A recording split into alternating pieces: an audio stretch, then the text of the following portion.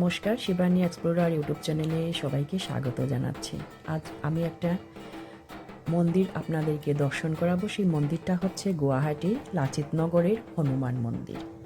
এই মন্দির প্রথমে ছোট একটা মন্দির ছিল, পরবর্তীতে স্থানীয় ভক্ত ও জনসাধারণের সম্মিলিত উদ্যোগে মন্দিরটা পুনর্নির্মাণ করা হয়। ব্যস্ত এলাকায় হওয়াতে স্থানীয় কর্মজীবী মানুষ যাতায়াতের পথে এখানে দর্শন করে থাকেন। প্রত্যেক শনিবার ও মঙ্গলবার প্রচুর ভক্তের সমাগম হয়। এছাড়া হনুমান জয়ন্তী, রামনবমী অত্যন্ত উদ্দীপনার সাথে এখানে উদযাপিত হয়। আমরা প্রত্যেকেই হনুমানজিকে পূজা করি।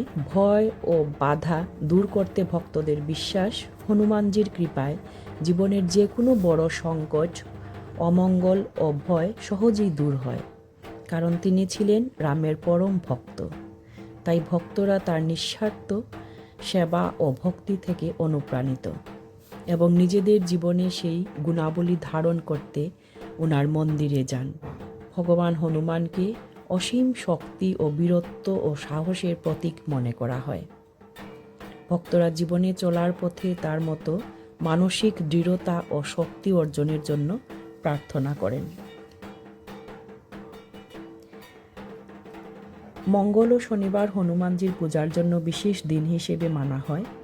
ভক্তরা মন্দিরে গিয়ে হনুমান চাল্লিশা পাঠ করেন ও পূজা দেন, যা তাদের মনকে শান্ত ও আধ্যাত্মিকভাবে শক্তিশালী করে।